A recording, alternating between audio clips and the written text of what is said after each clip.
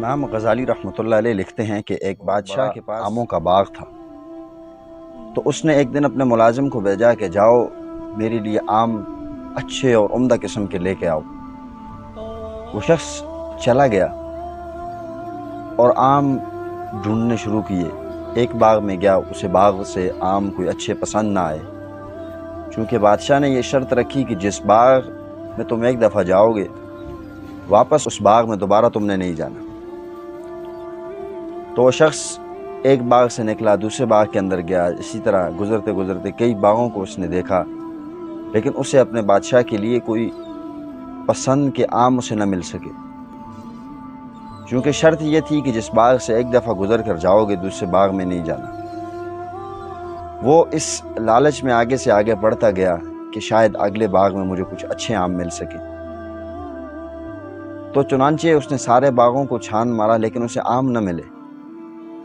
تو چونکہ شرط وہی تھی کہ جس باغ سے ایک دفعہ تم گزرو گے دوسری دفعہ اس باغ کے اندر نہیں آنا، چنانچہ وہ شخص اسی طرح خالی ٹوکری لیے خالی ہاتھ واپس آیا۔ تو بادشاہ کے پاس جب پہنچا تو بادشاہ نے پوچھا کہ آم نہیں لائے، آم کیوں نہیں لائے؟ تو امام غزالی رحمۃ اللہ علیہ لکھتے ہیں کہ وہ جو بادشاہ ہے اس بادشاہ سے مراد اللہ رب العزت کی ذات ہے، اور جو باغ ہیں وہ دنیا ہے، اور جو مالی ہے اس کا جو باغ سے آم لینے آیا ہے وہ شخص ہم ہیں، وہ سارے کے سارے ہم ہیں۔ چونکہ ہماری کوشش ہے کہ آج نہیں تو کل، آج نماز نہیں پڑھتے کل پڑھ لیں گے، اس سے اگلے دن کر لیں گے، اس سے اگلے دن کر لیں گے، تو یہی وجہ ہے کہ جو دن ہم سے گزر جاتا ہے ہم دوبارہ اس دن کے لیے واپس نہیں آ سکتے، کیونکہ یہ قانون ہے کہ جو دن ایک دفعہ گزر جاتا ہے، تو ویسے نہیں کہتے کہ جو وقت ہے یہ وقت ایک دفعہ گزر جائے تو دوسری دفعہ یہ وقت واپس نہیں آتا۔ چنانچہ ہماری خواہش، ہماری سوچ اور ہماری فکر یہ ہوتی ہے کہ آج نہیں تو کل ہم کر لیں گے، تو اسی طرح کرتے نہ جانے کسی نہ کسی وقت، نہ جانے کب ہماری زندگی کی شام ہو جاتی ہے اور ہم اپنے رب کی طرف خالی ہاتھ لوٹ کر چلے جاتے ہیں۔ تو چنانچہ آج کی جو کہاوت سنانے کا، جو بات بتانے کا مقصد تھا کہ ہم اپنی اصل جو زندگی ہم اس زندگی کو پہچانیں، کیونکہ یہ دنیا کی ٹھاٹھ باتیں یہیں پر رہنے والی ہیں۔ جو ہمارا اصل مقصد ہے، جو ہمارا اصل ہدف ہے، ہم اس ہدف کو بھول چکے ہیں۔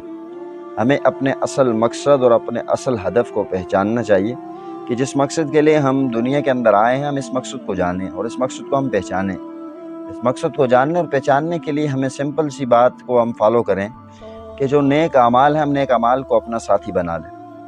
ایسا کوئی شخص نہیں جس کے پاس ہر طرح کی اس کے پاس سہولت ہو اور وہ پھر بھی نیک اعمال نہ کرے۔ یہ ہماری اپنی کم قسمتی کہا جائے، اس کو فیلئر کہیں یا جو بھی کہیں، یہ ہماری اپنی بات ہے، لیکن اصل جو زندگی ہے وہ ہماری آگے والی زندگی ہے۔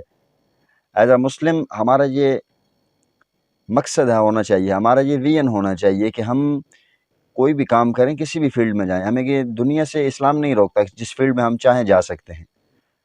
ہمیں صرف اور صرف اپنے اصل مقصد کو پہچاننا چاہیے کہ ہمارا اصل مقصد کیا ہے۔ جب تک ہم اپنے اصل مقصد کو، اپنے ہدف کو نہیں پہچانتے، تب تک ہم اسی طرح دنیا کے اندر اپنے رب کی طرف جب واپس لوٹیں گے دنیا سے تو خالی ہاتھ جائیں گے۔ تو لہٰذا اس چیز کو ہمیں سوچنا چاہیے اور اس کی فکر کرنی چاہیے۔